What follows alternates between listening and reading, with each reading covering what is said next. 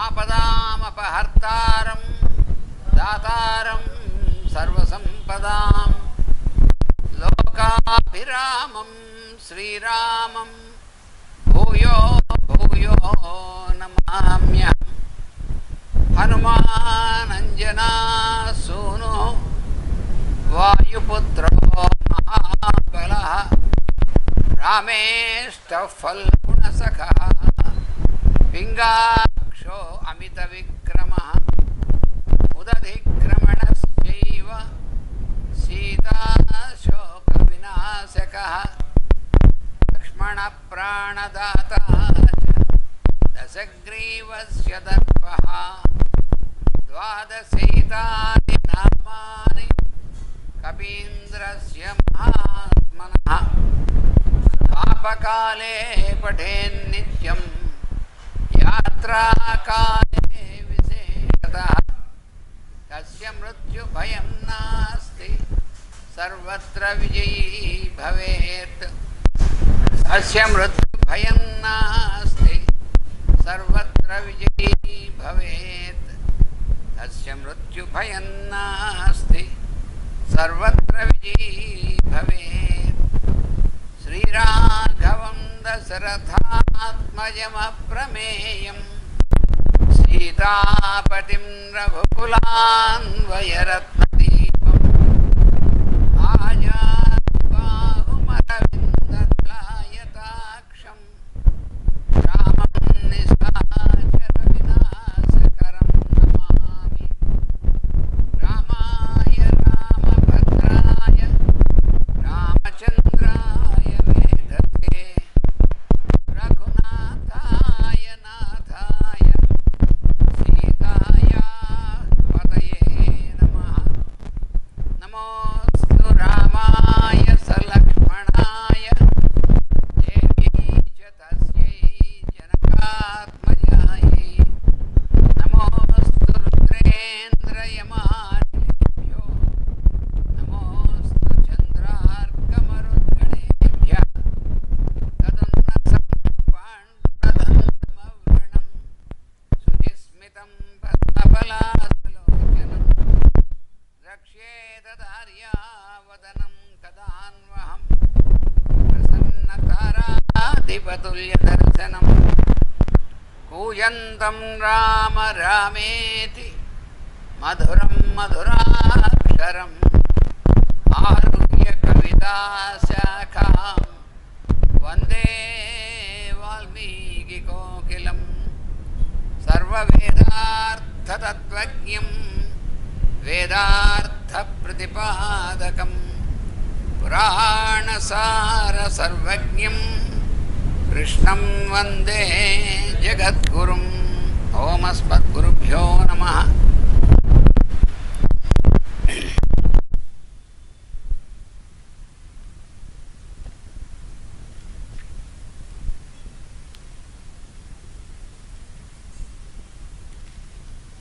ఈ విధంగా వానరులు వాళ్ళందరూ కూడా అంగదుణ్ణి చాలా బాగా వాళ్ళు ప్రశంసించారు.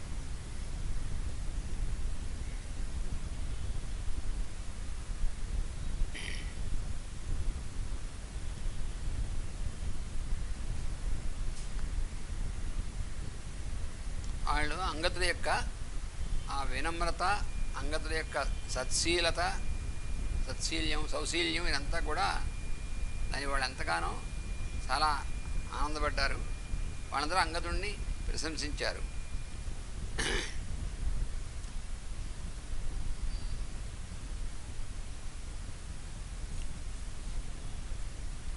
చివరికి ఏమన్నారంటే, ఓ వానర శ్రేష్ఠుడా, నీ ఆజ్ఞ లేకుండా మేము అందరం కూడా ఎక్కడికి అడుగు ముందుకు వేయలేము, అందుకని నీ ఆజ్ఞాబద్ధులం మేమందరం కూడా అని అన్నారన్నమాట అంగదుడితో.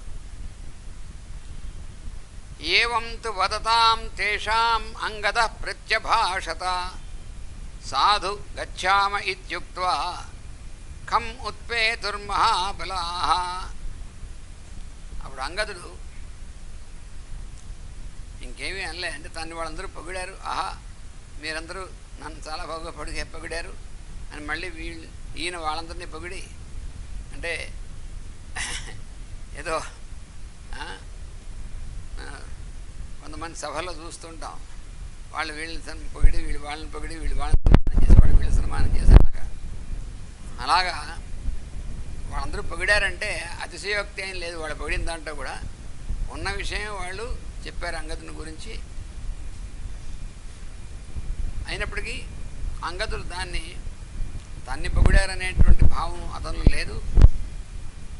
వాళ్ళందరూ ఈయనలో ఉన్నటువంటి లక్షణాలు, మంచి లక్షణాలు పొగిడినటువంటివన్నీ కూడా తన ప్రభు అయినటువంటి రాముడి నుంచే ఆయనవే అనేటువంటిది ఆ స్థితి కలిగింది అంగదుడికి. నిజం చెప్పాలంటే సుగ్రీవుడి కంటే కూడా ముందుగానే అంగదుడికి రాముని యందు ఆయన భగవంతుడి యొక్క అవతారం అనేటువంటి నిష్ఠ సుగ్రీవుడు కూడా ఈయన నా తండ్రిని చంపినటువంటి వాడు అనేటువంటి భావన ఏమాత్రం లేదు.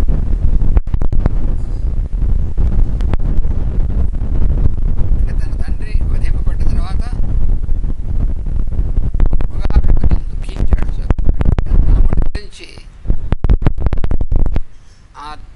అప్పుడు కూడా తన తండ్రిని ఆయన బాణంతో కొట్టేని చనిపోయినప్పుడు రాముడి గురించి ఏ రకమైనటువంటి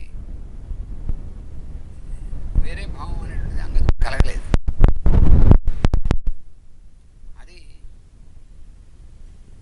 అతనిలో అటువంటి మంచి సంస్కారం ఉంది. అతను రాముని యొక్క సన్నిధి వల్ల కూడా అతనిలో వెంటనే అది కూడా పనిచేసింది.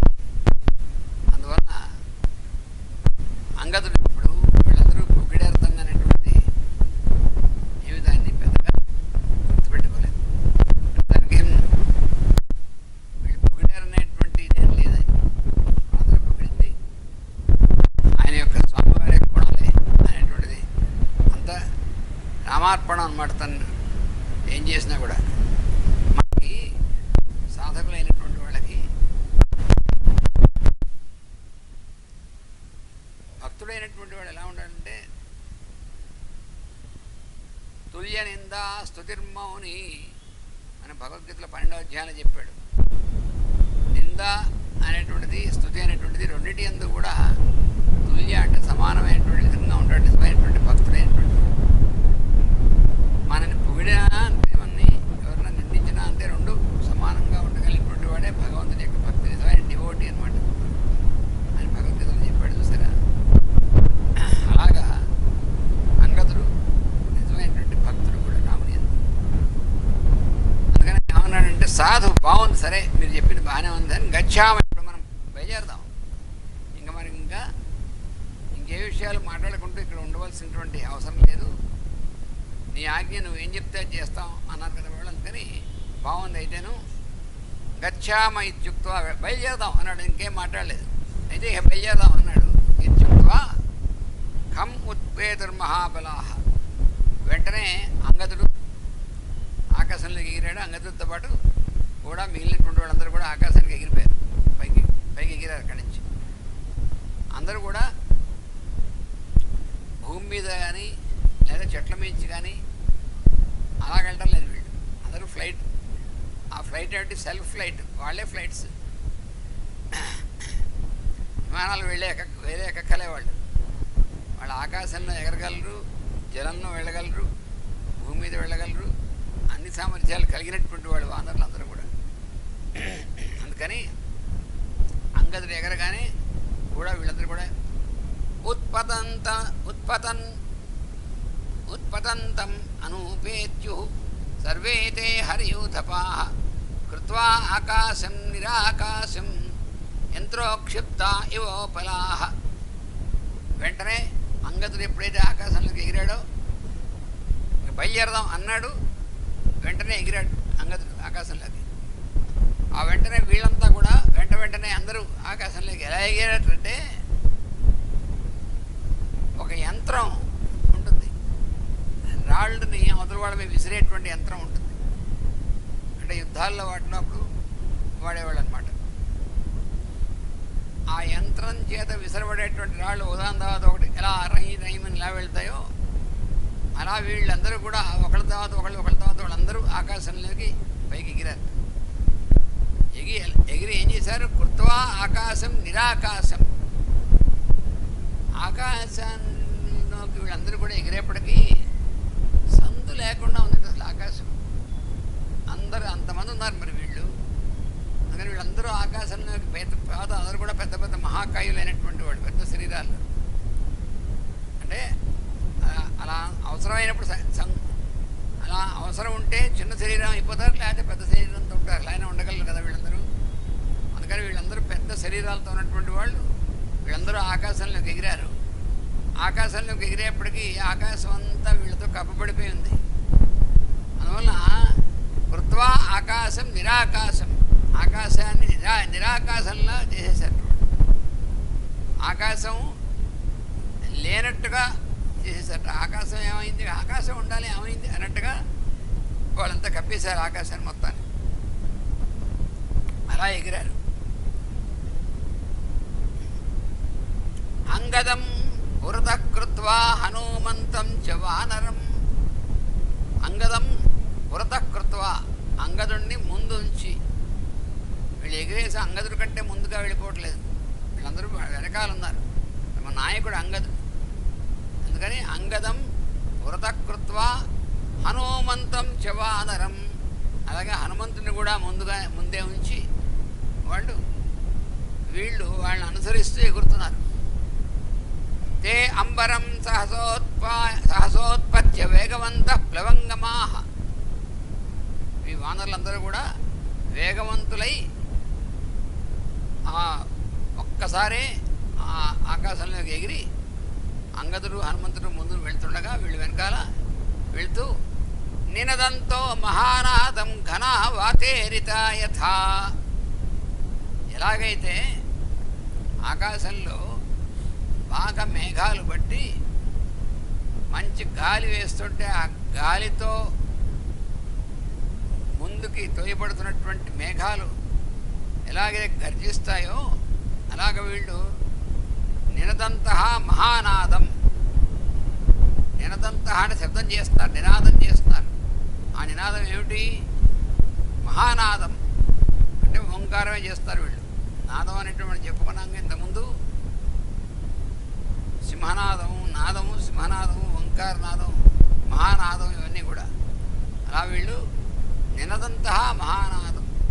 వీళ్ళు వెళుతూ మంచి గట్టిగా శబ్దం చేస్తారు. ఆ శబ్దం ఏంటంటే ఓంకారం, నాదం చేస్తారు. అంగదం పురతః కృత్వా హనుమంతం చ వానరం తే అంబరం సహసోత్పత్య వేగవంత ప్లవంగమా వినదంతో మహానాదం ఘన వాతేరిత యథా. అంగదే సమనుప్రాప్తే సుగ్రీవో వానరేశ్వర ఉవాచ శోకసంతప్తం రామం కమలలోచనం. రాముడు శోకసంతప్తుడై ఉన్నాడు ఇంకాను.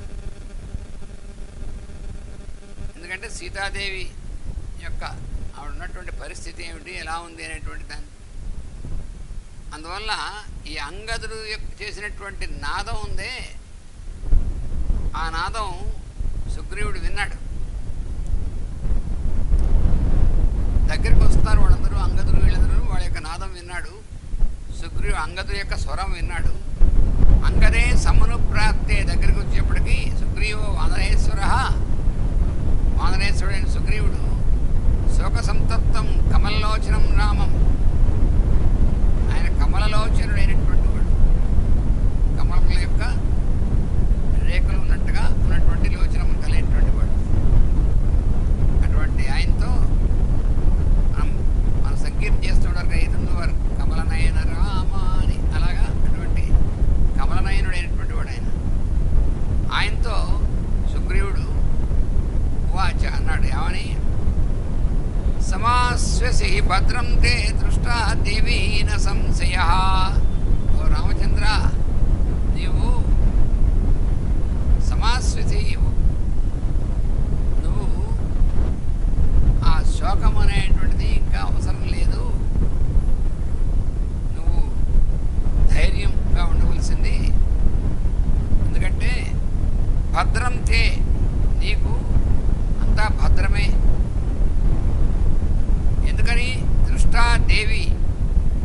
సీతా అమ్మవారు మన వాళ్ళకి దర్శనం ఇచ్చింది. ఆవిడ ఎక్కడుందో అనేటువంటిది తెలిసింది. నా సంశయ, ఇందులో ఏమీ సంశయం లేదు. అయితే అప్పుడు ఇంకా వాళ్ళు రాలేదు, వాళ్ళు చెప్పలేదు. కానీ వాళ్ళు ఎప్పుడైతే మధువనంలో వచ్చిన వాళ్ళు వాళ్ళ యొక్క స్వేచ్ఛగా ఆ మధు అనేటువంటిది విని తాగడం ఏం చేశారో అప్పుడే ఈయనకు అర్థమైంది. పైగా అంతేకాదు, వాళ్ళు మధువనంలో చేయడం కానీ తిరిగి ఈయన దగ్గర రావడం కానీ వాళ్ళు చేశారంటే ఆ పని నెరవేర్చుకొస్తేనే చేస్తారు తప్ప నెరవేర్చు రాకపోతే ఇలా చేయరు అనేటువంటిది తెలుసు అనమాట. అందుకని సమాశ్వసి భద్రం తే దృష్టా దేవీ న సంశయ నాగంతుం ఇహ శక్యం తైర్ అతీత సమయైరిహ. పైగా వీళ్ళకి సరిగ్గా పంపించేప్పుడు అన్ని దిక్కులకి పంపించినటువంటి వానరులందరికీ కూడా 30 రోజులు గడువు ఇచ్చాడు. ఆ లోపల రాకపోతే, గడువు దాటిపోతే దండన విధిస్తానని చెప్పాడు అందరికీ. మిగతా దిక్కులకు వెళ్ళినటువంటి వాళ్ళు సీతాదేవిని ఎక్కడా కూడా కనబడకపోతే వెనక్కి తిరిగి వచ్చేసి చెప్పేశారు, మొత్తం అంతా గాలించాము, ఎక్కడా కనబడలేదు అని చెప్పి. కానీ దక్షిణ దిక్కుకు వెళ్ళినటువంటి యాంగతులు, జాంబవంతులు, హనుమంతులు మొదలైనటువంటి వాళ్ళందరూ కూడా వీళ్ళందరూ ఆ గడువు గడువు దాటిపోయింది ఎప్పుడు. ఎందుకంటే అప్పుడు వాళ్ళు ఆ స్వయం ప్రభ అనేటువంటి ఆవిడ యొక్క గుహలోకి వెళ్ళడం అనేటువంటిది అప్పుడే అక్కడికి లోపలికి చేరుకునేప్పటికే వాళ్ళు ఆ గడువు అయిపోయింది. వాళ్ళకి తెలియలేదు లోపల ఎన్ని రోజులు పట్టింది ఏమిటి అనేటువంటిది ముందు తెలియలేదు. ఆ గుహలోకి వెళ్ళడం అనేటువంటిది అక్కడ అంతా కూడా బయటకు వచ్చిన తర్వాత తెలిసింది వాళ్ళకి. అయితే ఇప్పుడు సుగ్రీవుడు ఏమంటున్నాడంటే, గడువు దాటిన తర్వాత ఇక్కడికి వచ్చారు అంటే అర్థం ఆ పని చేసుకొచ్చారు కాబట్టి గడువు దాటినప్పటికీ కూడా వాళ్ళు క్షమార్హులైపోతారు. నెరవేర్చుకొచ్చారు. నెరవేర్చకుండా గడువు దాటిపోయి వస్తే మాత్రం దండనార్హులే. అందుకని అలా రారు వాళ్ళు వచ్చారంటే పని నెరవేర్చుకుని వచ్చారు. అంగదస్య ప్రహర్షాత్ జానామి శుభదర్శన. శుభదర్శన అంటే ఎవరిని? రాముడు అంటున్నాడు. రాముడు దర్శించడమే ఎంతో శుభమైనటువంటిది కదా. అలా అందరికీ శుభం కలిగించేటువంటి ఈ దర్శనం చేతనే శుభాన్ని ఇచ్చేటువంటి వాడా ఓ రామా. జానామి, నాకు తెలుసు. ఏమిటిది? అంగదస్య ప్రహర్షాధ్య. అంగదుడు అంత ఉత్సాహంగా సంతోషంగా ఉన్నాడు.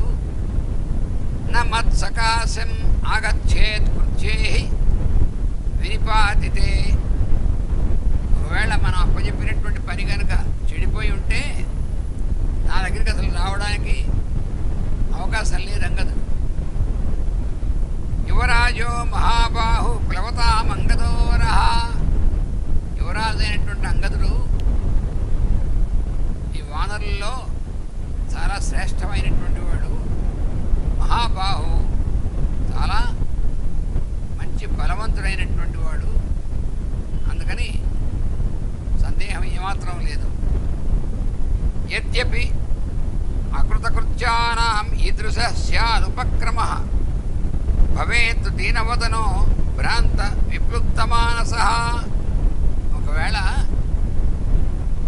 వెళ్ళినటువంటి పని నెరవేరకుండా వెనక్కి తిరిగి వచ్చినప్పటికీ కూడా ఈ రకంగా ఉత్సాహంతో అంత ఇదిగా రాడుగా. దీనవదనుడై చాలా భ్రాంతితో కూడినటువంటి వాడై, భయభ్రాంతులు అంటారు చూసారా, అలాగా భయం, చిత్తంలో భయంతో కూడినటువంటి వాడై దీనవదనుడై అలా వస్తాడు. కానీ ఇంత ఉత్సాహంగా నాదం చేస్తూ అలా ఎందుకు వస్తాడు? రాడు కదా. పితృపైతామహం చైతత్ పూర్వకై అభిరక్షితం నమే మధువనం హన్యాత్ అదృష్ట్వా జనకాత్మజాం. పైగా ఇంకో కారణం కూడా ఏమిటి? మా తండ్రులు తాతలు దగ్గర నుంచి కూడా జాగ్రత్తగా రక్షింపబడుతూ ఉన్నటువంటి ఉన్నటువంటి ఈ మధువనాన్ని, ఆ మధువనాన్ని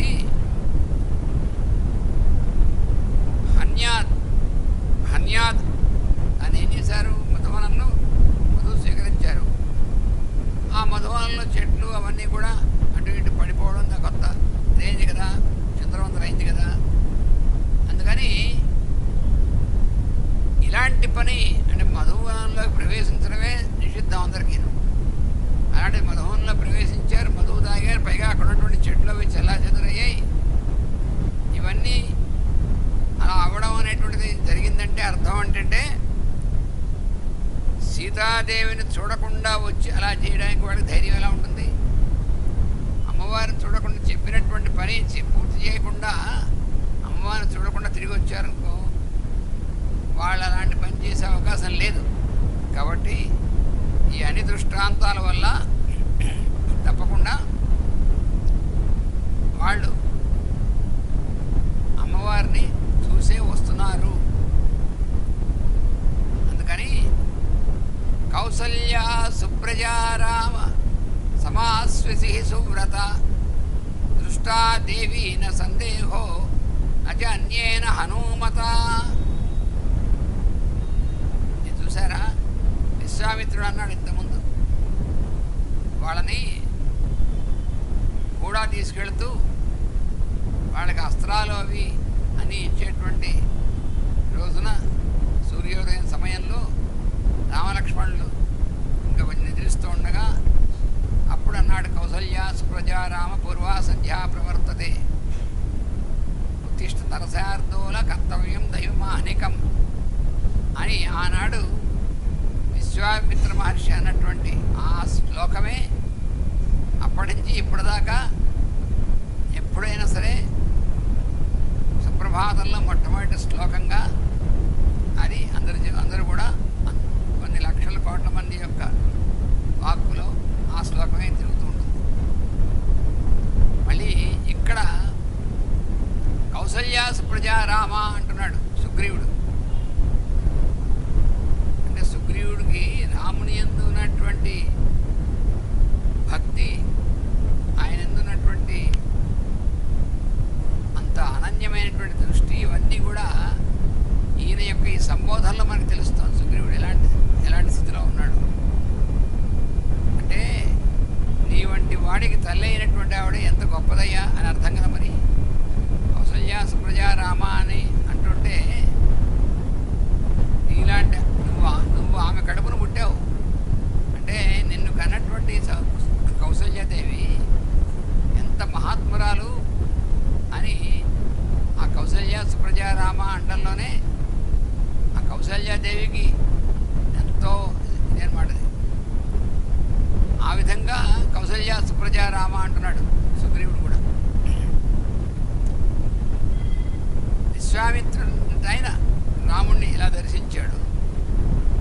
ఇప్పుడు సుగ్రీవుడు కూడా మరి రాముణ్ణి అలా సాక్షాత్తు అవతారం, భగవంతుడి యొక్క అవతారంగా 100కి 100 సుగ్రీవుడు ఇప్పుడు ఆ అనుభూతిలో ఉన్నాడు. అందుకనే అటువంటి అవతార పురుషుణ్ణి కన్నటువంటి తల్లి ఎంత ధన్యాత్మురాలు అనేటువంటి దాంతో కౌసల్యా సుప్రజారామ సమాస్వసి సువ్రత. ఓ సువ్రతుడా అంటే ఏమిటి? ఈయన యొక్క వ్రతం అనేటువంటిది ఏమిటి? ఈయన యొక్క వ్రతం, రాముడి యొక్క వ్రతం ఏమిటండి అంటే అరణ్యాలు వెళ్ళడం, మరి రాక్షస సంహారం చేయడం,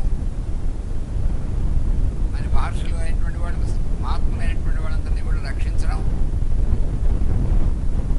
అందరినీ కూడా ఉద్ధరించడం, ఇవన్నీ కూడా అసలు రాముడు స్వయంగా చెప్పినటువంటిది ఉంది. తర్వాత వస్తుంది మనకి ఏమని, అభయం సర్వభూతేభ్యో దదామి ఏతద్వ్రతం మమ అన్నాడు ఆయన.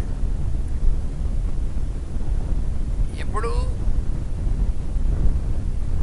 ఒక్కసారి నేను నీవాణ్ణి అంటే చాలు, శరణు వేడి నేను నీవాణ్ణి సకృతేవ ప్రపన్నాయ తవాస్మీతి జయాచతే, నేను నీవాణ్ణయ్యా అని ఒక్కసారి అని ప్రపన్నుడైతే అటువంటి వాణ్ణి అభయం సర్వభూతేభ్య దదామి ఏతద్వ్రతం మమ అన్నాడు.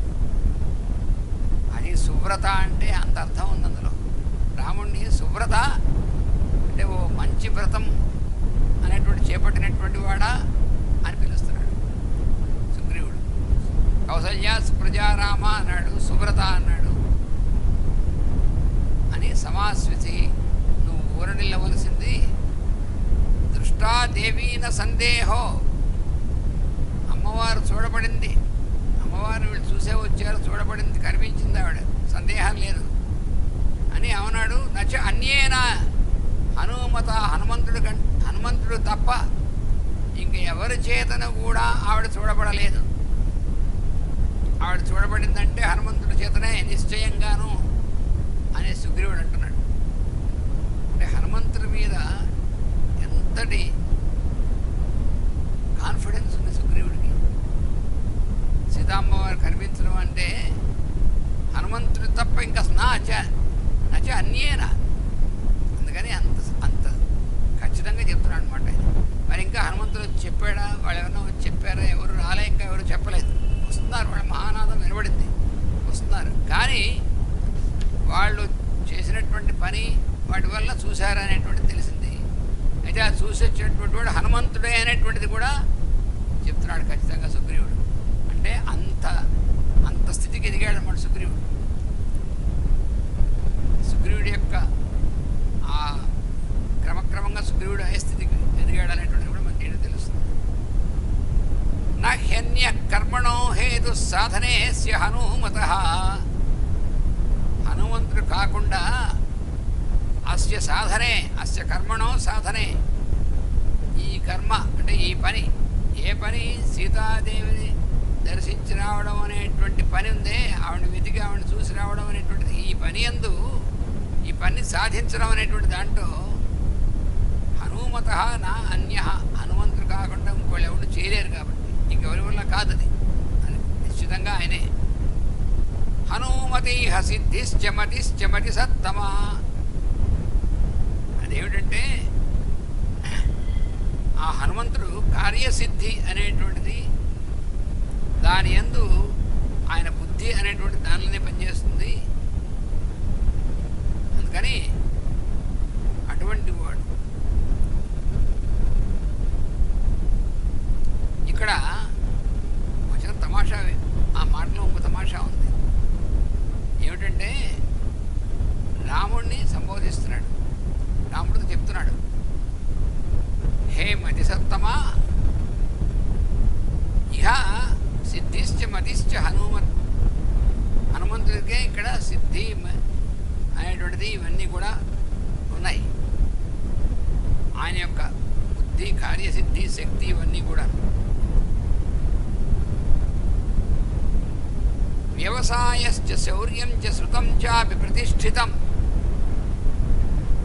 అందులో ఆయన యందు ఉన్నటువంటి లక్షణాలు ఏమిటి? వ్యవసాయ అంటే అసలు ఆ పని అందే ఉంటాడు, ఆయన చెప్పినటువంటి పని యందు నిమగ్నమైనటువంటి వాడుగా ఉన్నాడు ఆయన బుద్ధి. శౌర్యం, ఆయన యొక్క ప్రతాపం అనేటువంటిది. శృతం అంటే అర్థం ఏమిటంటే శాస్త్రంలో చెప్పబడినటువంటివంతా కూడా ఆయన తెలుసు ఆయనకి. అంటే అన్ని అంత జ్ఞానం, శాస్త్రజ్ఞానం ఉంది. ఇవన్నీ కూడా ఆయన ప్రతిష్ఠితమైన ఈ లక్షణాలన్నీ కూడా. అందువల్ల ఈ కార్యసాధనంలో హనుమంతుడి కంటే అన్యుడు ఎవడు ఉండడు. హనుమంతుడే ఆయన ద్వారానే జరిగినటువంటి తప్ప ఇంకోటి ఎవడు లేరు. అలాగే ఇంకోటి చెప్తున్నాడు, జాంబవాన్ యత్ర నేత స్యాత్ అంగదశ్చ హరీశ్వర. ఇంకా ఏమిటి? ఎక్కడైతే జాంబవంతుడు అందరినీ కూడా నేత అని నడిపించేటువంటి వాడు, అలాగే అంగదుడు కూడాను. మరి అంగదుడేమో అందరికీ కూడా నాయకుడు, అందరికీ ఇంకా పెద్దవాడుగా ఉండి నడిపించేటువంటి వాడు, ఎప్పుడు ఏది ఎలా చేయాలో అనేటువంటి చెప్పేటువంటి నడిపించేటువంటి వాడు జాంబవంతుడు. ఆ కార్యసిద్ధి అనేటువంటిది ఎలా చేయాలో తెలిసా చేసి వచ్చినటువంటి వాడు హనుమంతుడు. ఇంకా దాంట్లో సందేహం ఏముంటుంది అసలు అని చెప్తున్నాడు రాముడితో. హనుమాంచ అప్యధిష్ఠాత నత్ర గతిరన్యథ. జాంబవంతుడేమో నాయకుడు, నడిపించేటువంటి వాడందరినీ కూడా. అంగదుడు ఆయన నాయకుడే, అందరికీ కూడా ఆయన. అలాగే హనుమంతుడు ఏమిటంటే అధిష్ఠాత, అన్నిటికంటే పైన ఉన్నటువంటి వాడు హనుమంతుడు. కనుక నా గతిరన్యథ, ఇంకో రకంగా జరగడానికి వీలు.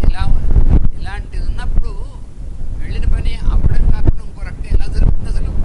అందుకని సీతామ్మవారిని వాళ్ళు చూశారనేటువంటిది 100కి 100 పాళ్ళు సత్యం అంటున్నాడు. అంటే ఇక్కడ ఏమిటంటే ఇదంతా కూడా ఎలాగా అంటే రాముడి యొక్క దివ్య సాన్నిధ్యం అనేటువంటిది ప్రభావం. దానివల్ల వీళ్ళందరూ, ఈ వానరులందరూ ఎలా సాధించుకొచ్చారు? మొత్తం అందరూ వెళ్ళారు, అందరూ సాధించుకొచ్చారు. అందులో హనుమంతుడు సాక్షాత్ అమ్మవారిని చూసి అక్కడి నుంచి సందేశం పట్టుకొచ్చాడు. ఇవన్నీ కూడా ఎందువలన అనంటే రాముని యొక్క దివ్య సాన్నిధ్యం యొక్క ప్రభావం. రెండోది సీతామ్మవారి యొక్క అనుగ్రహం. సుగ్రీవుడు ఈ రెండింటి వల్ల కూడా అసలు ముందు సుగ్రీవుడికి ఈ దర్శనం అంతా ఎలా కలిగింది? వాళ్ళకి ఎలాగో కలిగింది. సుగ్రీవుడికి దర్శనం వాళ్ళు ఇంకా రాకుండానే మొత్తం అంతా కూడా జరిగింది తెలుసుకోగలిగేటువంటి దర్శనం సుగ్రీవుడికి కలిగిందంటే అది కూడా రాముని యొక్క సాన్నిధ్యం, సీతామ్మవారికి అనుగ్రహం. సుగ్రీవుడు కూడా అక్కడి నుంచి, అందుకనే అక్కడ హనుమంతుడు సీతామ్మవారితో మాట్లాడుతున్నాడు. అమ్మా, మా వానరులు మిగతా వాళ్ళందరూ కూడా అక్కడ ఉన్నారు. అందుకని సుగ్రీవుడు మా రాజుగారు ఆయన కూడా రామకార్యం కోసం నిమగ్నుడై ఉన్నాడు. అందువలన వాళ్ళని కూడా ఆశీర్వదించమ్మా అని అడిగాడు కదా మరి. అందుకని అమ్మవారు అక్కడి నుంచి వీళ్ళందరిని అనుగ్రహించింది. అది ఇందులో ఉన్నటువంటి విశేషం. ఆ అనుగ్రహమే సుగ్రీవుణ్ణి ఇంత ఉన్నతమైనటువంటి స్థితికి చేర్చిందండి అన్నమాట అమ్మవారు. చూసారా ఎంత అంటే హనుమంతుడు వీళ్ళందరికీ గురుస్థానంలో ఉన్నాడు. సుగ్రీవుడికి కూడాను, అంటే సుగ్రీవుడి దగ్గర మంత్రిగా ఉన్నాడు. సుగ్రీవుడి యొక్క నేను అంటునంటాడు ఆయన దగ్గర, ఆయన పంపించినటువంటి వాడిని అంటాడు. ఇవన్నీ అన్నప్పటికీ కూడా సుగ్రీవుడు మాత్రం ఆయన ఎందుకు గురుభావమే ఉంది, దాని సందేహం లేదు. అందుకని వీళ్ళందరికీ గురువుగా అయినటువంటి స్థితిలో ఉన్నటువంటి హనుమంతుడు ఆ అమ్మవారిని చూసి అమ్మవారి యొక్క అనుగ్రహాన్ని పొంది వచ్చాడంటే దాని అంతటినీ కూడా వీళ్ళందరికీ కూడా పంచిపెట్టాడనమాట. అందుకని వీళ్ళందరికీ కూడా అటువంటి దివ్యమైనటువంటి అనుభూతి పొందినటువంటి వాడు వీళ్ళందరూ కూడాను. అందుకని అలా పొందినటువంటి వాడు. అందువల్ల ఆయనలో ఉన్నటువంటి పరివర్తనం అనేటువంటిది ఎలా పరివర్తనం కలిగింది సుగ్రీవుడిలో? మొట్టమొదటి సుగ్రీవుడు ఎలా ఉన్నాడు, తర్వాత పరివర్తన ఎలా వచ్చింది ఆయనలో, తర్వాత పరిణామం, చాలా పరిణామం కూడా వచ్చింది. అంటే ఒక పసర మొగ్గగా ఉన్నటువంటిది మంచి పువ్వులాగా విచ్చుకొని తర్వాత మంచి కాయగా తయారయ్యి తర్వాత మంచి పండుగ అవుతే ఎలా ఉంటుందో ఒక ఆ పరిణామం అనేటువంటిది, ఆ పరిణతిని సుగ్రీవుడు పొందాడనమాట. ఎందుకంటే రామ సాన్నిధ్యం, రాముడి యొక్క దివ్యమైనటువంటి ప్రభావం, సాన్నిధ్య ప్రభావం, అమ్మవారి యొక్క అనుగ్రహం, ఈ రెండింటి వల్ల ఈ సంస్కార వికాసం అనేటువంటి పొందాడు. ఈ మంచి సంస్కారముల వికాసం పొందినటువంటి వాడేమో అంగదుడు. ఆయన కూడాను ఈ అంగదుడిలో ఎంత వికాసం వచ్చింది అసలు అంటే సహజంగానే ఆయన మంచి సంస్కారం కలిగినటువంటి వాడు. ఆ సంస్కారం ఇంకా వికసించి ఆ వికాసాన్ని పూర్తిగా పొందినటువంటి వాడు అంగదుడు. అందుకనే రాముని యందు అనన్యమైనటువంటి భక్తి కలిగినటువంటి వాడు అంగదుడు కూడా. ఇంకా పరిపూర్ణమైనటువంటి యోగ స్థితిని పొందినటువంటి వాడు హనుమంతుడు.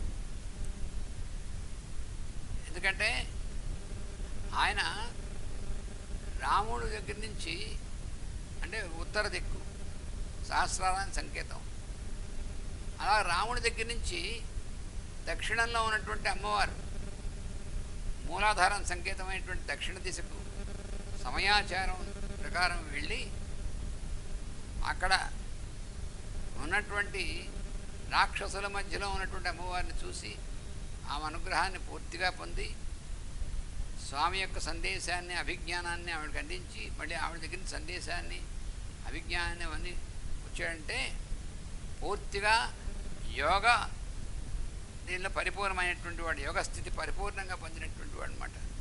అటువంటి వాడు హనుమంతుడు.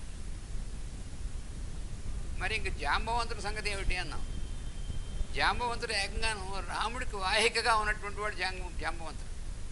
అంటే రాముడికి మీడియం అనమాట. ఎందుకంటే జాంబవంతుడు, అందుకనే వీళ్ళందరూ కూడా హనుమంతుడి దగ్గర నుంచి అంగదుడు, హనుమంతుడు వీళ్ళందరూ కూడా అల్టిమేట్గా నిర్ణయం కానీ ఏదైనా సరే జాంబవంతుడు ఎందుకు కడతారంటే ఆయన ద్వారా వచ్చేది రాముడి నుంచి వచ్చేది అని వీళ్ళకి కూడా తెలుసు. అందువల్ల జాంబవంతుడు మొట్టమొదటే అలా మాట్లాడతాడు. ఆయన అలాగా అందరినీ మాట్లాడించిన తర్వాత చివరికి వీళ్ళు అడుగుతారు ఆయన్ని, అప్పుడు చెప్తాడు ఆయన డెసిషన్. మరి అంతే కదా, ఎంత ఇంపార్టెంట్ డెసిషన్ అది. మనం తిరిగి లంక గడిపోయి మనం లంకని ధ్వంసం చేసి పూర్తిగా రావణాసురుని వాళ్ళందరినీ చంపేసి సీతమ్మవారు మనమే తెచ్చేద్దాం, రాముడికి లక్ష్మణుడికి వాళ్ళందరికీ ఇంకా శ్రమ ఎందుకు అని చెప్పి వీళ్ళందరూ హనుమంతుడితో పూర్తిగా అంత నాయకుడైనటువంటి హనుమంతుడి దగ్గర నుంచి అందరూ కూడా అడిగారు కదా. చివరికి వాళ్ళందరూ కూడా అంతా చెప్పిన తర్వాత జాంబవంతుడిని అంగదుడిని అడిగారు, నాయకుడు కదా. అంగదుడు ఏం చేసి జాంబవంతుని అడిగాడు. అంటే అల్టిమేట్గా జాంబవంతుడి దగ్గర నుంచి వచ్చేటువంటిది ఎందుకని అడిగారు, వాళ్ళు తెలుసు ఈయన రాముడికి వాహిక అని తెలుసు. అందుకని రాముడికి వాహికగా ఉన్నాడంటే జాంబవంతుడు ఎంతటి స్థితిలో ఉన్నటువంటి వాడు అంటే సప్తర్షి మండలం యొక్క సమాహార చైతన్యమైనటువంటి ఆయనే ఇక్కడ అవతరించినటువంటి వాడు కదా. హయ్యెస్ట్ దీంట్లో ఉన్నటువంటి వాడు ఆయన. ఆ హయ్యెస్ట్ దీంట్లో అవతరించినటువంటి వాడు జాంబవంతుడు. అందుకని ఆ పంపించినటువంటి మొత్తం ఆ గ్రూప్లో దక్షిణ దిశ పంపించినటువంటి వాడు అందరిలో ఇంకా అల్టిమేట్గా ఉన్నటువంటి స్థితిలో ఉన్నాడనమాట ఆయన. సరే, వీళ్ళు నాయకులు జాంబవంతుడు, హనుమంతుడు, అంగదుడు, తర్వాత ఇక్కడ సుగ్రీవుడు, వీళ్ళందరూ పెద్దవాళ్ళు. మరి మిగిలినటువంటి ఇన్ని వేల మంది వానరులు ఉన్నారు కదా, మరి వాళ్ళు కూడా భక్తి యోగ సాధనం అనేటువంటిది వాళ్ళకు కూడా అందిపోయింది. అది అందులో ఉన్నటువంటి విశేషం.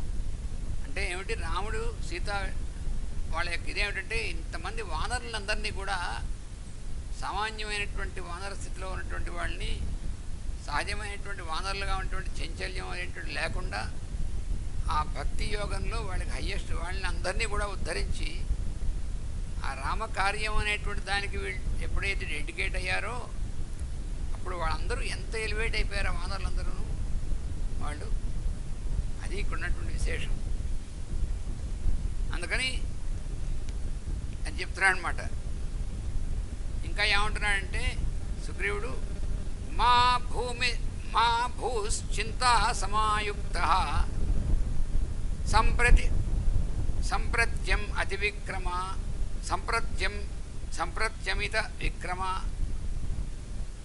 యదా హి దర్పితో దగ్రాః సంగతాః కాలనౌకసః నైషామకృతకార్యాణాం ఈదృశస్యాదుపక్రమః. ఓ రామచంద్ర, వీళ్ళందరూ కూడా కాన్నవకసలు అంటే ఈ వానరులందరూ కూడా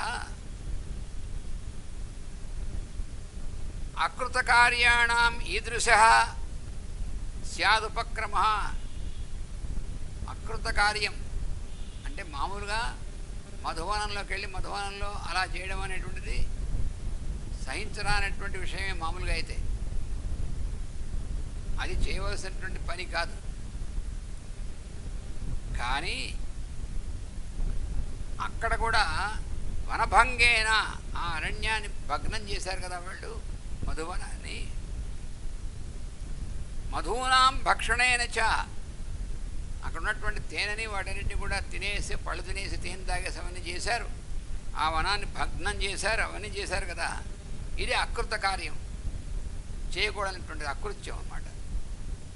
అయినప్పటికీ అటువంటి పని చేద్దాం అనేటువంటి దాన్ని ఉపక్రమించారంటే దాని అర్థం ఏమిటంటే వీళ్ళందరూ కూడా దర్పిత ఉదగ్రా సంగతా.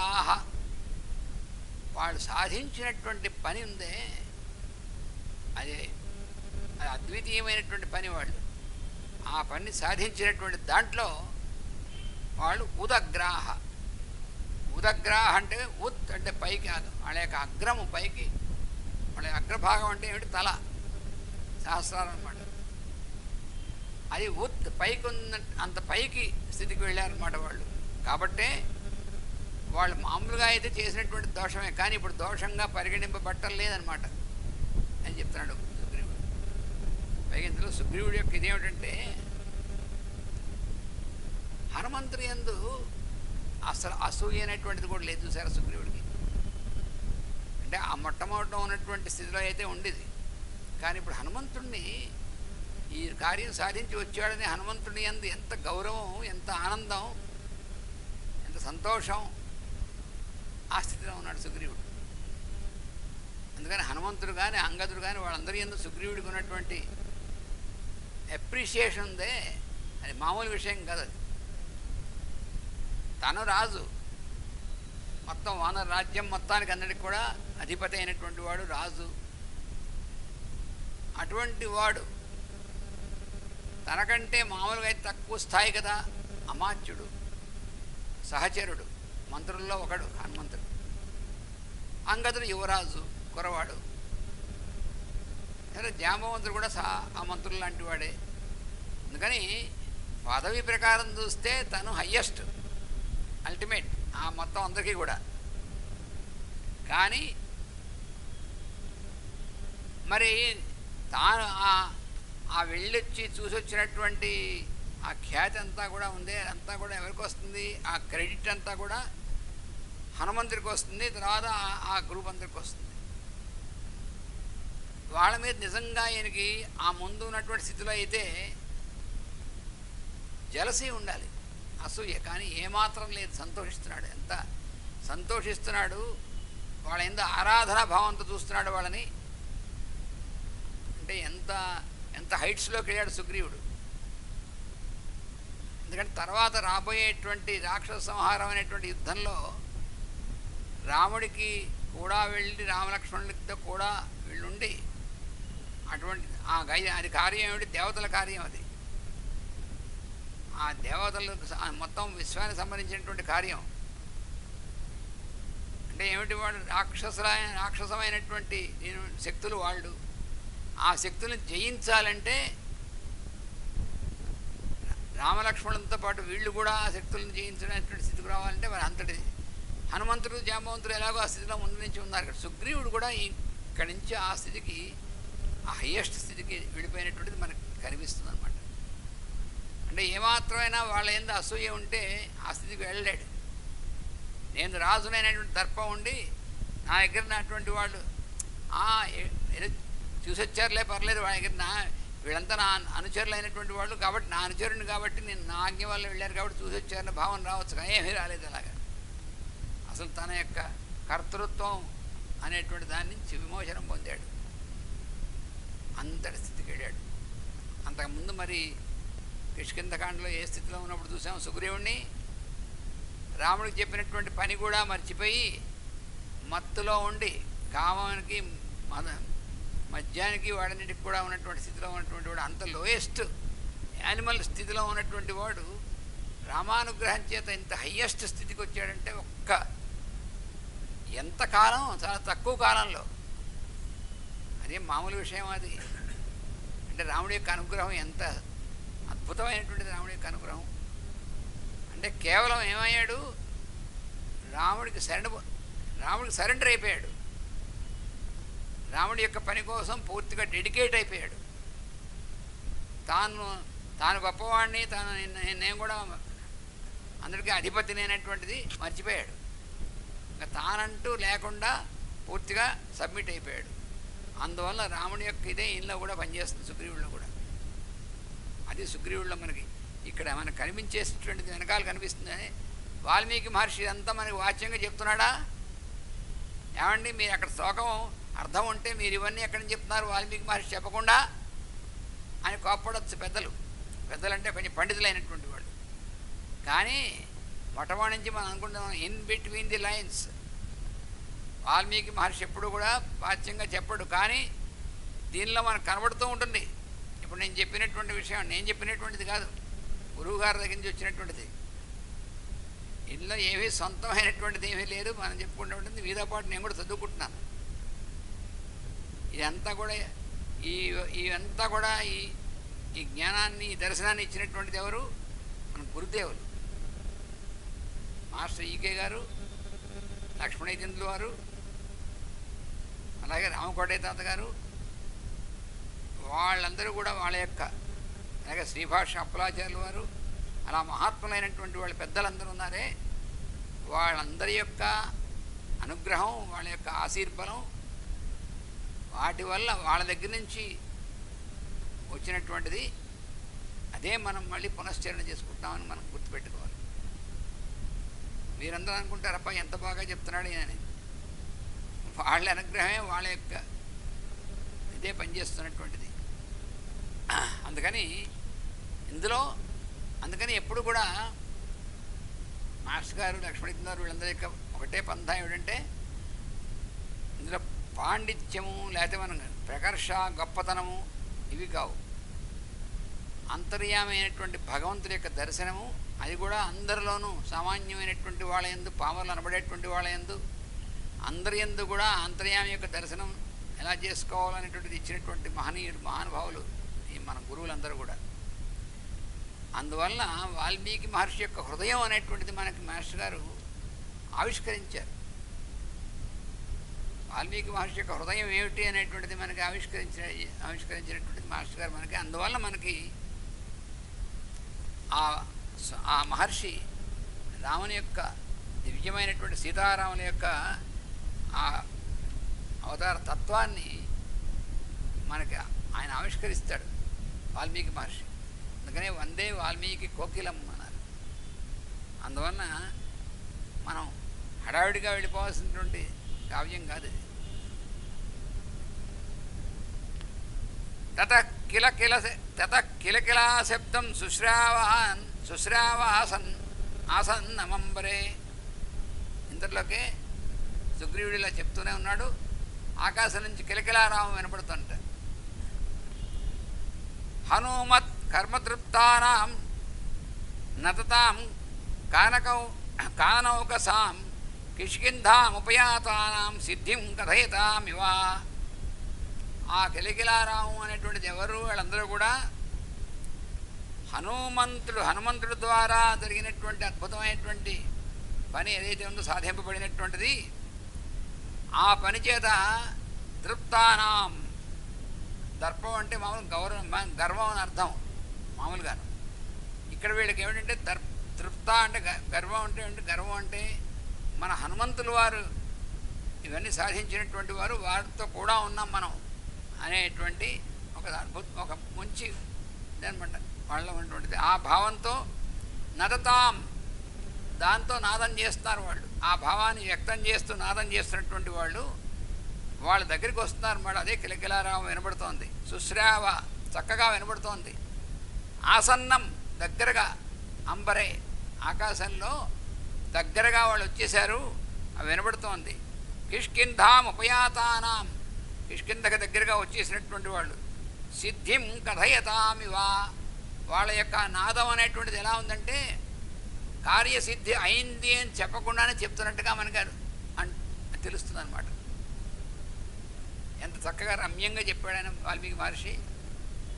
వాళ్ళ యొక్క కార్యసిద్ధి వాళ్ళు చేసినటువంటి నాదం ద్వారా అని తెలుస్తోంది. అలా ఉంది వాళ్ళ దగ్గరికి వచ్చినటువంటి వాళ్ళు.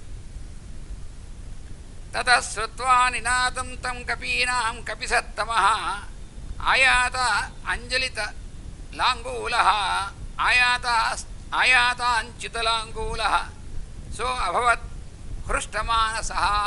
అప్పుడు కపీనాం తం నినదం, ఆ వానరులందరూ చేస్తున్నటువంటి ఆ నాదాన్ని శ్రుత్వా, విన్నటువంటి వాడై ఎవరు? కపిసత్తమ, వానరశ్రేష్ఠ అయినటువంటి సుగ్రీవుడు. ఆయన ఏం చేశాడంటే చాలా సంతోషపడ్డాట. హృష్టమానస అభవత్, హృష్టమానస, హర్షంతో నిండినటువంటి మనస్సు కలిగినటువంటి వాడయ్యాడు. మనస్సంతా కూడా హర్షం, సంతోషంతో నిండిపోయింది. అప్పుడు ఏమైంది? ఆయతాంచితల అంగూల, ఆయన తోక బాగా పైకిలా లేచి నిలబడిందిట.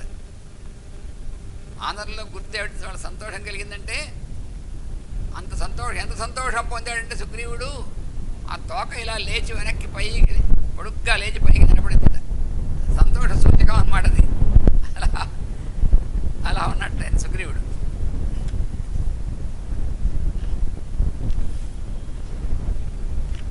ఆజగ్ముస్తేపి హరయో రామదర్శన కాంక్షిణ, ఇంతటకు వచ్చేసారు వాళ్ళందరూ, దిగారు, ల్యాండ్ అయిపోయారు. అంగదం పురతం కృత్వా హనుమంతం చ వానరం, తే అంగద ప్రముఖా వీర ప్రహృష్టా చ ముదాన్వితా, నిపేతురు హరిరాజస్య సమీపే రాఘవస్య చ. నిపేతు అంటే ఆకాశం నుంచి కిందకి దిగారు. ఎక్కడ? రాఘవస్య సమీపే హరిరాజస్య చ, హరిరాజు అయినటువంటి సుగ్రీవుడు రాముడు వాళ్ళ యొక్క దగ్గరలో వాళ్ళందరూ వచ్చి దిగారట. ఎలా దిగారు? తేపి హరయ, ఆ వేదలందరూ కూడా ఆజగ్ముహు వచ్చేసారట వాళ్ళు. ఎలాగా?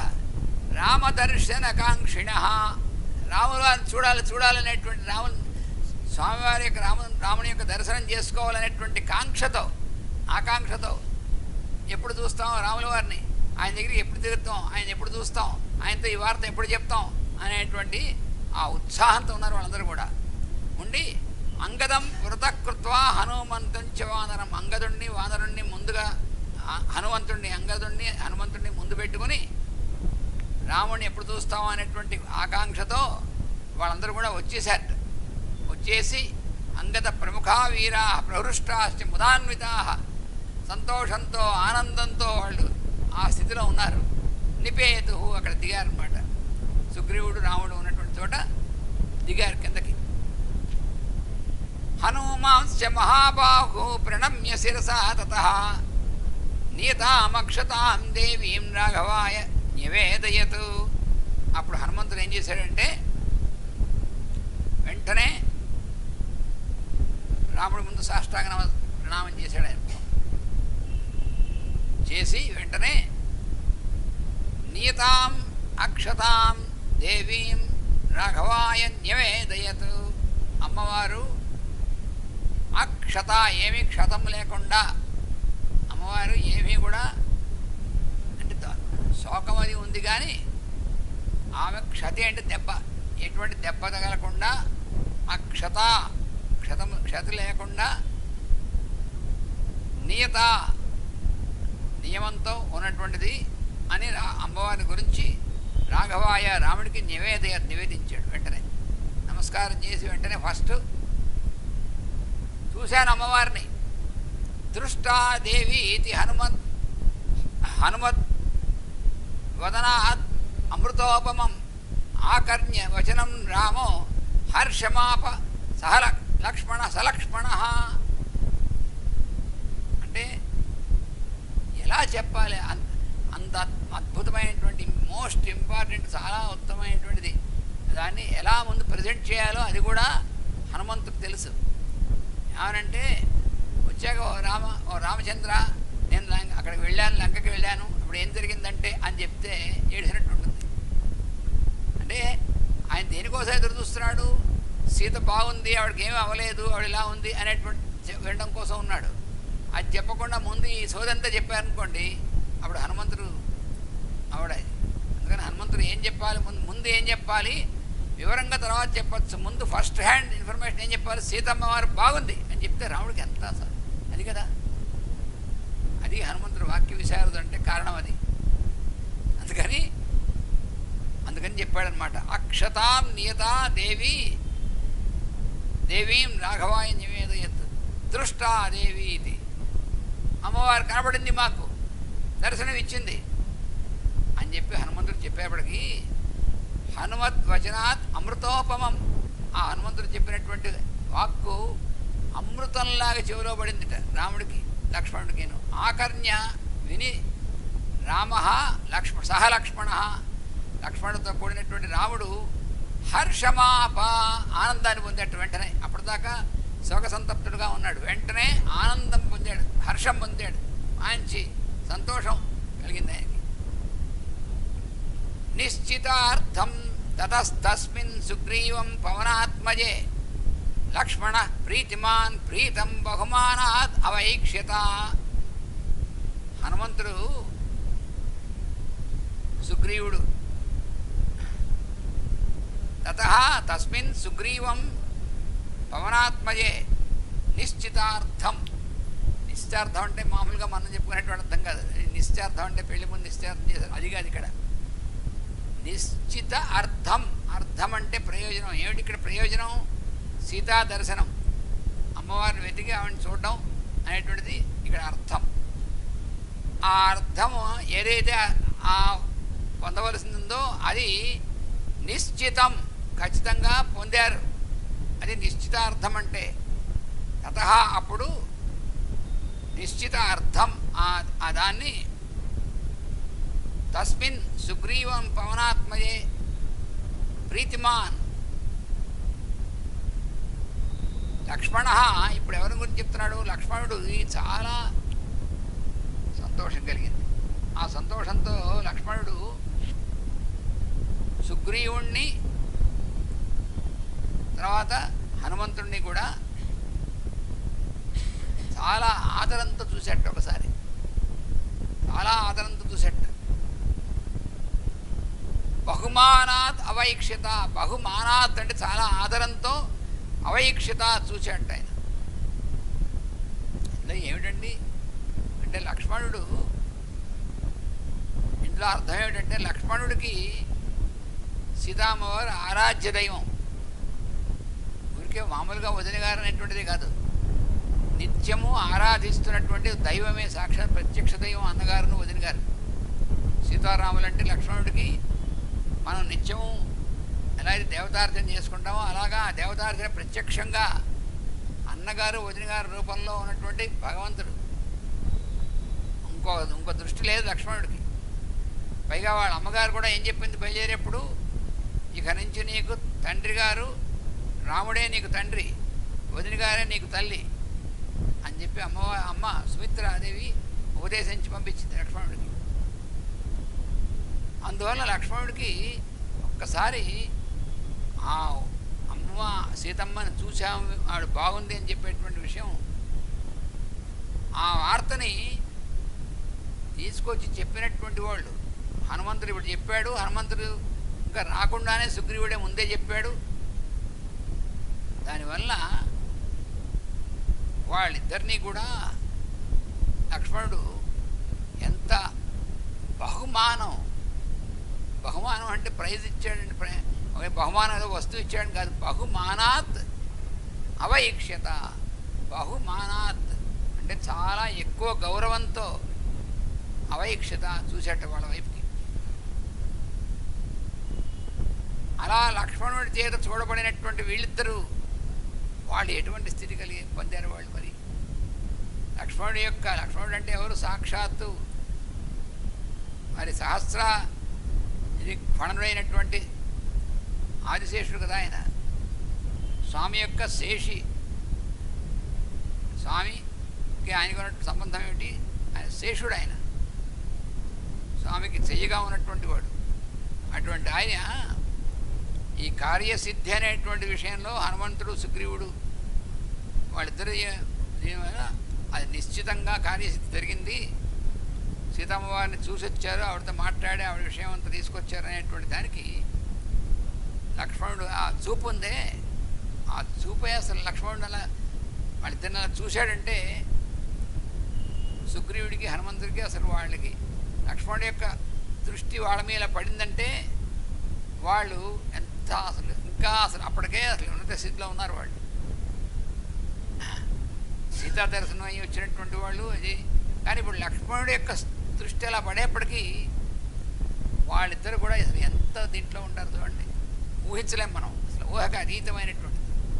ఎందుకని ఇక్కడ దీంట్లో ఏమిటి, హనుమంతుడికి కూడా లక్ష్మణుడు గురుస్థానంలో ఉన్నాడు.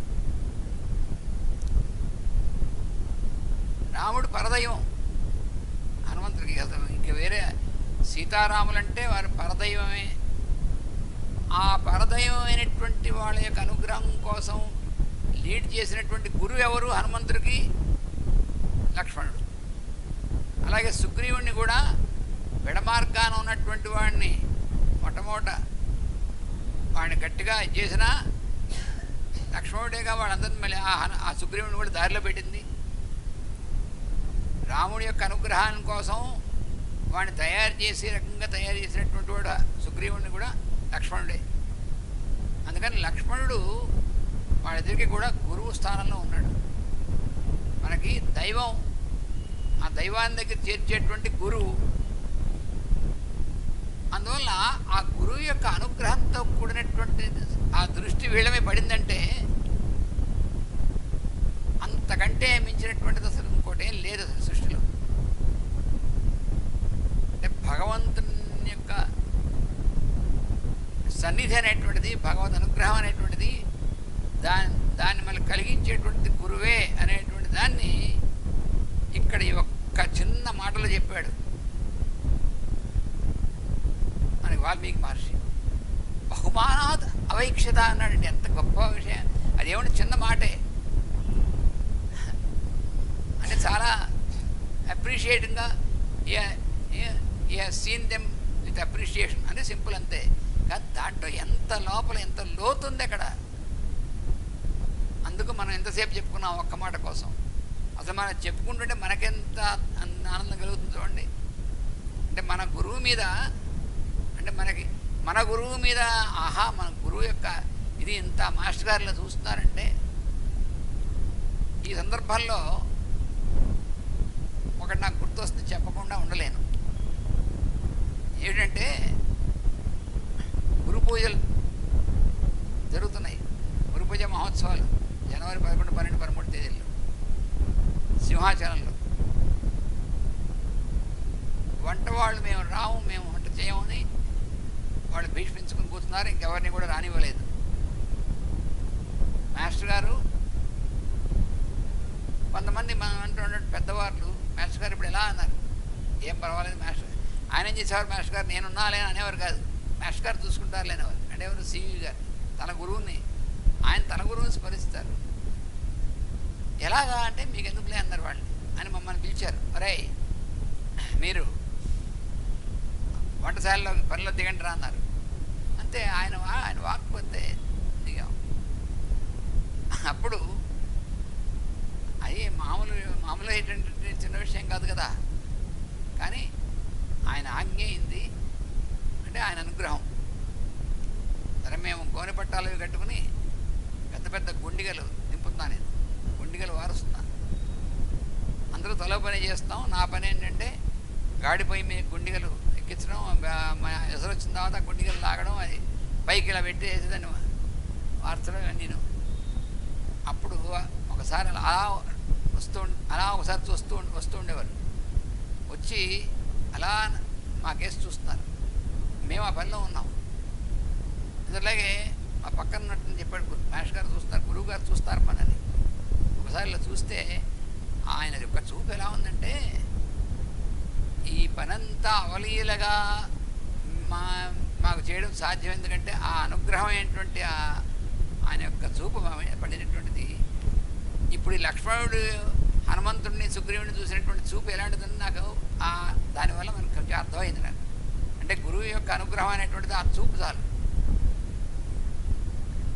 గురువు ఆ శిష్యుల్ని ఎక్కడి నుంచైనా సరే వాళ్ళని రక్షిస్తూ ఉద్ధరిస్తూ ఉంటారనేటువంటి దానికి ఇలాంటి ఉదాహరణలు అన్నమాట, ప్రత్యక్షమైన ఉదాహరణలు చూసాం మనం. ఇంకా ఎన్నో ఉన్నాయి మా జీవితాల్లో, మా అందరి జీవితాల్లో ఉన్నాయి. మేము మానగాళ్ళం కావు, మా అందరి జీవితాల్లో ఉన్నాయి. ఆయన మాస్టర్ గారు అప్పటికీ ఇప్పటికీ కూడా ఆయన ఎలా చేస్తారనేటువంటిది. కాదు, మనకి దత్త సంప్రదాయంలో ఇంకో విషయం ఉంది. దత్త సంప్రదాయంలో ప్రతి చోట కూడా ఆలయంలో తప్పకుండా తాబేలు ఉంటుంది. ఎందుకు తాబేలు ఉంటుంది? తాబేలు ఎందుకు ఉంటుందండి? దానికి ఏమిటి? ఇంక ఇన్ని జంతువులు ఏమో ఉన్నాయి, ఎందుకు పెడతారంటే తాబేలులో ఒక ప్రత్యేకమైన లక్షణం ఉంది. అంటే ప్రతి జంతువులో ప్రత్యేకమైన లక్షణం ఉంటుంది. బ్రహ్మగారు పెట్టినటువంటిది. తాబేలు పిల్లలు పెడుతుంది. ఆ పిల్లలు అవన్నీ కూడా ఈదుకుంటూ అటు ఇటు వెళుతూ ఉంటాయి. ఒక చెరువు ఉందనుకోండి, చెరువులో అటు చివర పిల్లలు ఉంటాయనుకోండి, ఇటు చివర తాబేలు ఉందనుకోండి, ఇక్కడ ఉండి కూడా తన యొక్క దృష్టితో వాటిని రక్షిస్తూ ఉంటుంది తాబేలు. ఆ తల్లి తాబేలు ఉందే, ఆ పిల్లలు అక్కడ ఉంటాయి, అవి ఆడుకుంటూ ఉంటాయి. ఇక్కడ ఉంటుంది. ఇక్కడి నుంచి ఇలా చూస్తూ ఉంటేనే ఈ దృష్టితోనే ఆ పిల్లల్ని రక్షిస్తూ ఉంటుంది. అలాగే గురువు ఎక్కడ ఉన్నా సరే, మనం సంపూర్ణమైనటువంటి శరణాగతి మనకుంటే గురువు ఎక్కడున్నా సరే ఆయన మనం రక్షిస్తూ ఉంటారు. ఒక్కోసారి భౌతికంగా ఆయన చూపు మన మీద పడవచ్చు, భౌతికంగా కాకపోయినప్పటికీ కూడా ఆయన చూపు మన మీదే ఉంటుంది. అది అక్కడ ఉన్నటువంటి విశేషం. అయితే ఆయన మనం చూస్తున్నారు అనేటువంటిది మనకు తెలియదు. ఎప్పుడు తెలుస్తుంది? మన దృష్టి ఆయన వైపు ఉంటేను. దాన్నే సిద్ధి సాయిబాబా గారు if you look to me I will look to you అనేటువంటి ఒక మాట ఉంది. అంటే నువ్వు నన్ను చూస్తే నేను నిన్ను చూస్తానని అనుకుంటారు, అర్థం కాదు. నేను నిన్ను చూస్తున్నా అనేటువంటి నీకు ఎప్పుడు తెలుస్తుంది? నీ దృష్టి నా వైపు ఉంటే అని అర్థం. అంటే మన దృష్టి నిరంతరం గురువుగారి ఏంటంటే అర్థం అంటే చుట్టుపక్కల ఉన్నటువంటి వాళ్ళందరినీ వదిలేసి కాదు, వీళ్ళందరిలో రూపంలో ఉన్నటువంటిది గురువుగారి అనేటువంటిది అసలు ఆయన దృష్టి. అప్పుడు ఆయన దృష్టి మనమే ఉంటుంది. ప్రీత్యా చ పరయోపేతో రాఘవ పరవీర బహుమానేన మహతా హనుమంతమవైక్ష్యత.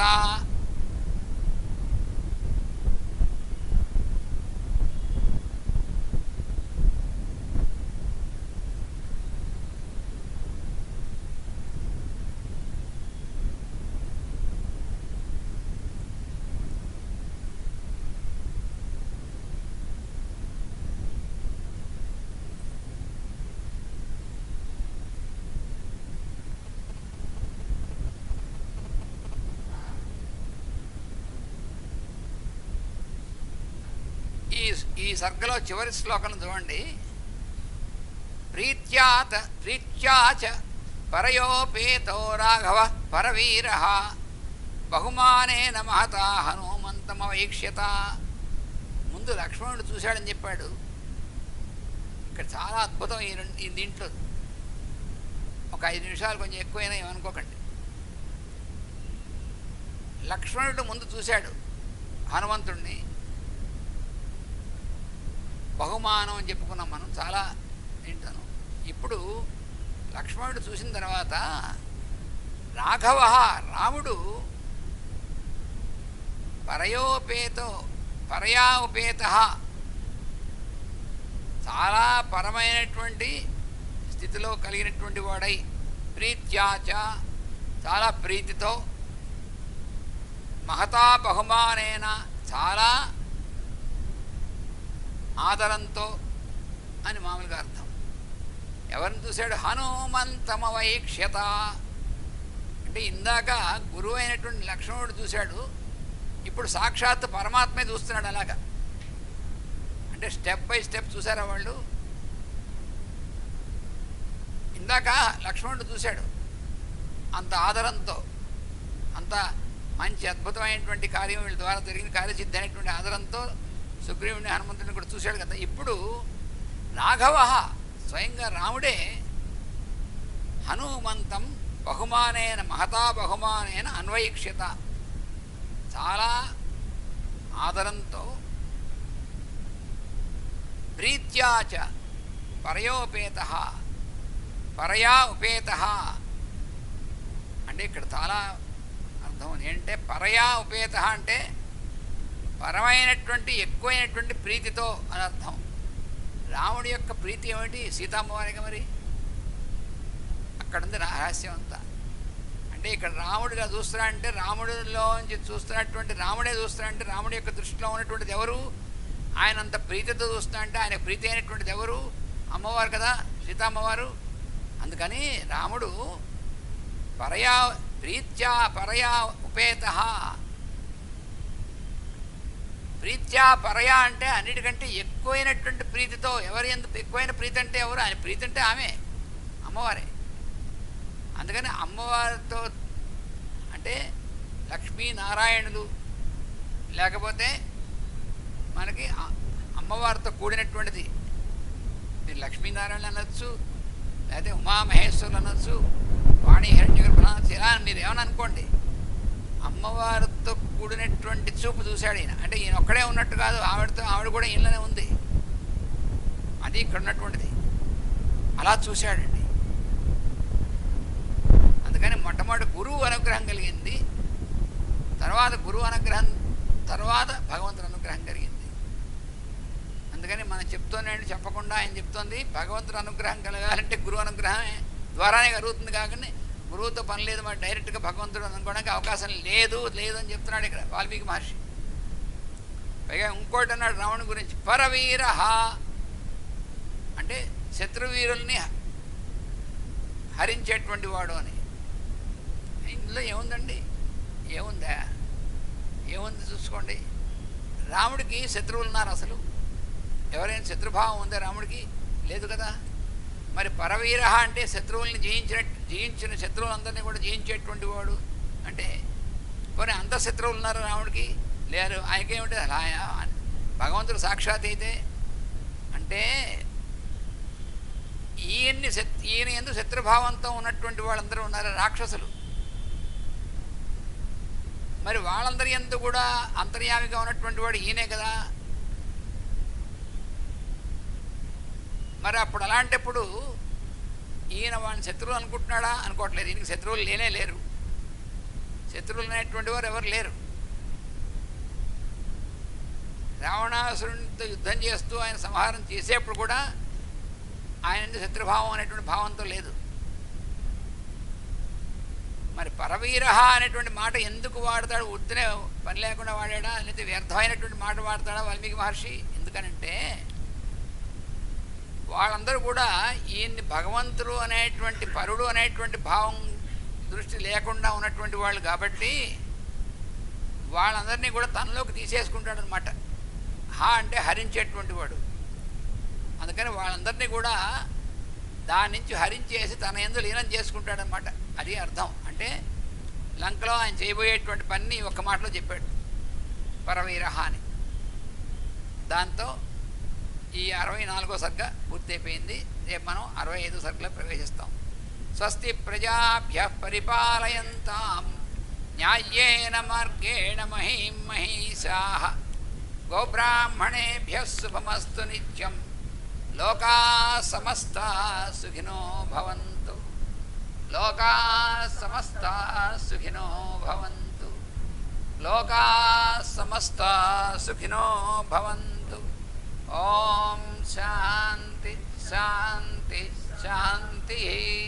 వాసుదేవ వాసుదేవ వాసుదేవ. హరే రామ రామ రామ